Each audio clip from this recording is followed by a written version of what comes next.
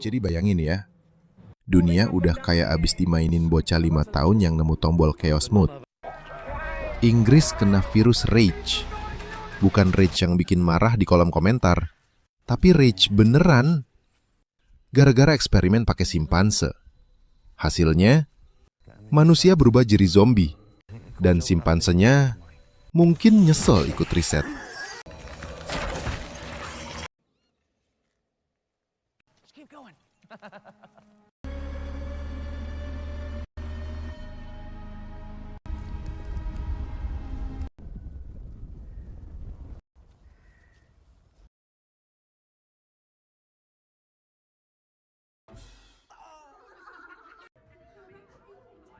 Ada bocah kecil namanya Jimmy, sembunyi di rumah sambil dengar suara kayak rumahnya lagi diserbu Shopee 11.11. Ternyata zombie. Semua temennya kena, ibunya juga. Jimmy selamat karena sembunyi di belakang pintu. Lihat kan, kadang jadi penakut itu bisa menyelamatkan nyawa. Sayangnya, ayahnya pasrah banget. Kayak bapak-bapak yang udah malas bayar cicilan. Ayahnya sempat kasih kalung salib ke Jimmy sebelum akhirnya diserbu zombie.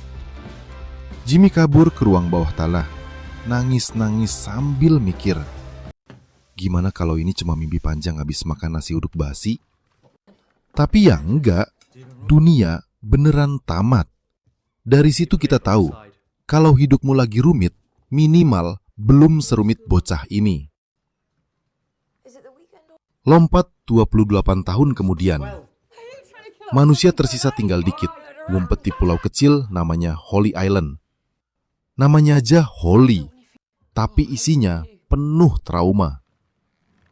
Di sana ada bocah 12 tahun, Spike, yang mau disuruh keluar pulau buat lihat dunia luar. Ibarat bocah dikasih tugas survival camp, tapi lawannya bukan nyamuk, zombie. Ibunya Spike, Isla, sakit parah. Dokter gak ada. Internet hilang. Jadi semua diagnosa berdasarkan feeling bapak-bapak. Ayahnya, James, maksa Spike pergi karena katanya udah cukup dewasa. Ya, dewasa versi siapa nih? Bocah 12 tahun aja masih mikir Doraemon bisa nyata. Tapi ya udah, aturan pulau bilang cowok harus keluar.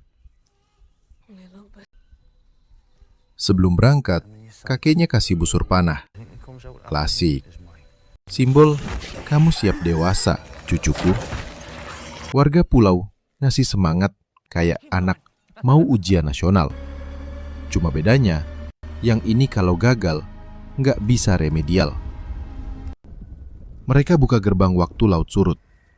Jalan ke daratan cuma muncul beberapa jam.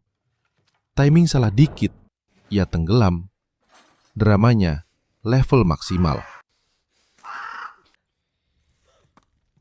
James dan Spike akhirnya jalan ke daratan.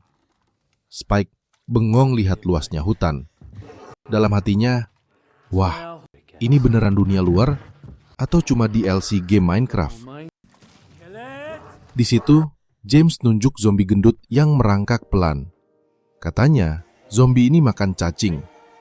Gendut tapi aktif, mirip netizen yang bilang, diet mulai besok. Spike disuruh panah lehernya. Spike nembak zombie, kena. Proud moment. Tapi langsung muncul zombie lain. James panik, cepet panah lagi. Setelah semua mati, mereka nemu anak zombie kecil. James sempat mau bunuh, tapi urung. Mungkin sadar, ini cuma bocah yang salah zaman. Kadang belas kasih muncul dari ketakutan yang udah terlalu capek. Lanjut jalan, mereka nemu rumah tua. James ngais-ngais barang kayak emak-emak di pasar loak. Dapat frisbee, malah nostalgia masa damai. Tiba-tiba ada zombie digantung terbalik kayak dekorasi Halloween gagal. James bilang, lihat nak, di daratan yang bahaya bukan cuma zombie, tapi orang-orangnya juga. Spike cuma mikir, loh, bukannya itu juga manusia? James suruh Spike bunuh zombie gantung itu sebelum lepas. Spike gemetar, panahnya goyang, tapi akhirnya kena. Pelajaran hari itu, kalau takut, jangan lihat muka musuh, lihat targetnya. Zombie tumbang, dan Spike resmi naik level dari bocah jadi pemburu pemula. Kalau ada XP bar, pasti bunyi level up tuh.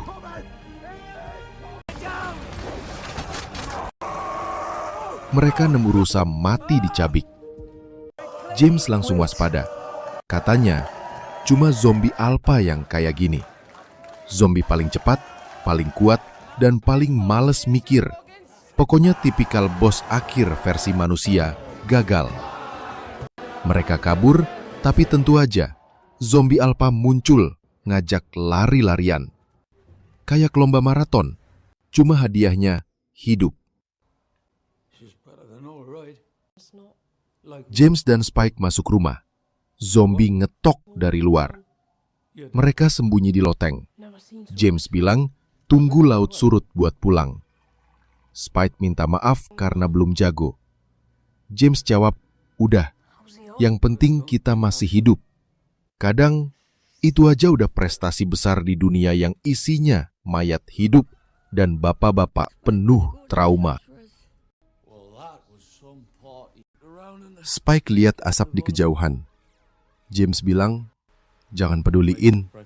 Tapi namanya anak kecil, dibilang jangan malah makin pengen. Malamnya mereka kabur pas air mulai surut.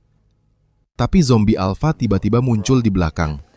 Spike jatuh, James angkat, dan mereka lari kayak dikejar mantan pas ketahuan stalking. Gerbang pulau terbuka, penjaga panik, panah terbang kemana-mana. Akhirnya zombie alpha tumbang juga. Semua tepuk tangan kayak abis nonton konser BTS. Malamnya pesta. Spike dijadiin pahlawan. Tapi James malah ngarang cerita. Katanya Spike bunuh puluhan zombie sendirian. Spike diem aja. Kayak, oke, Bapak mau viral? Silahkan. Spike keluar pesta. Kesel. Malah lihat ayahnya selingkuh sama cewek lain. Dunia udah kiamat, tapi drama rumah tangga masih lanjut. Spike pulang, cerita ke kakek. Kakek malah buka rahasia. Asap kemarin itu dari dokter bernama Kelson. Dokter gila, tapi masih hidup. Spike langsung sadar. Oh, pantes Bapak nutupin. Takut aku tahu, masih ada harapan. Besoknya Spike marah. James ngaku pernah lihat Kelson bakar mayat. Katanya dia udah gila. Tapi Spike nggak peduli. Buat dia, dokter gila pun masih lebih mending daripada bapak yang selingkuh. James tampar Spike. Spike ngacungin pisau. Dramanya makin panas. Akhirnya, James pergi. Mungkin buat merenung atau cari sinyal.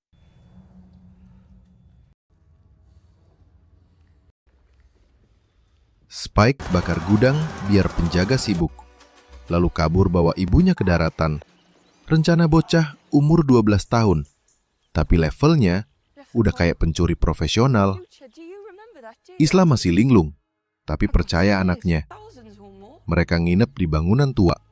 Spike janji jagain ibunya, tapi malah tiduran. Zombie gendut nyelonong masuk, hampir gigit dia. Untung ibunya bangun dan bantai zombinya.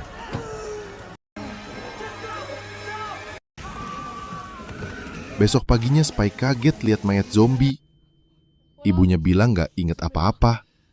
Wah, ini udah red flag. Di sisi lain, sekelompok prajurit lagi dikejar zombie alpha. Sisa satu yang hidup, Eric.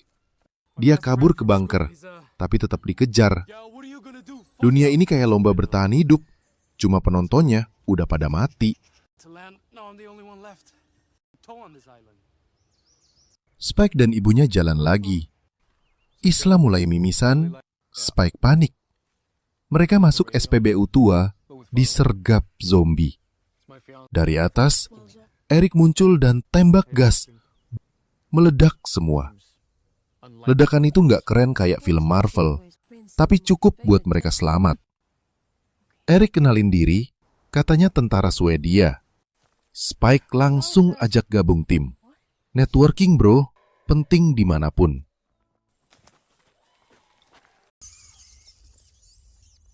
Mereka lanjut perjalanan. Isla makin aneh, suka lupa.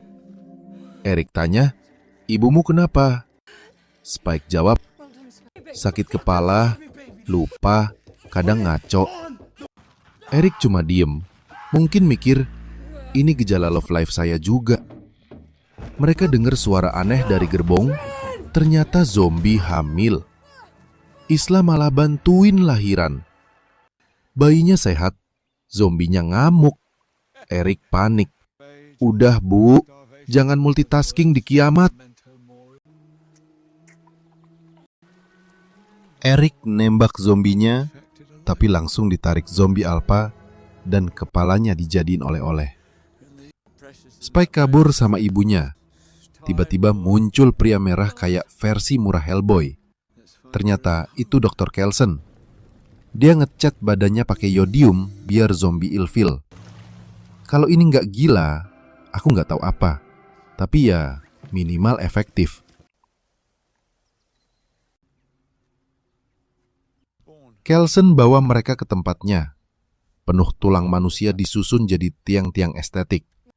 Dia bilang itu memento mori, monumen buat ingat kematian.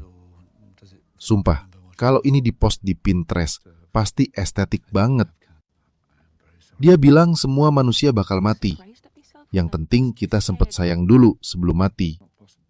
Spike mikir, wah, ini filosofi atau ancaman? Kelsen periksa Ayla. Hasilnya kanker ganas. Spike nangis, minta disembuhin. Kelsen bilang gak bisa. Ayla malah minta mati aja, biar tenang.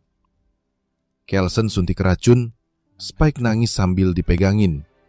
Kelsen bilang, ingat memento mori. Kadang dunia gak butuh pahlawan, cuma butuh orang yang bisa bilang, udah, gak apa-apa, istirahatlah.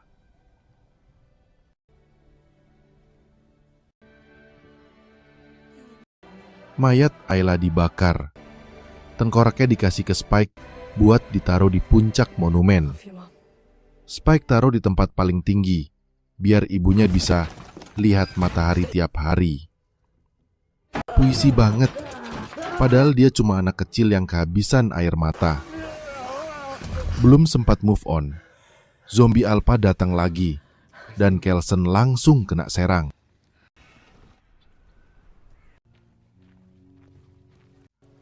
Spike ambil panah bius, tusuk zombie alpha, dan kabur bawa bayi hasil zombie hamil itu.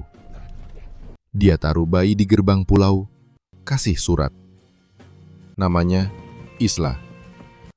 Aku bakal balik, terus hilang. Beberapa minggu kemudian, dia hidup sendirian di sungai, mancing sambil mikir eksistensi. Lalu muncul pria pirang ngajak gabung tim pemburu zombie. Dan ya, dunia terus absurd seperti biasa. Let's be pals.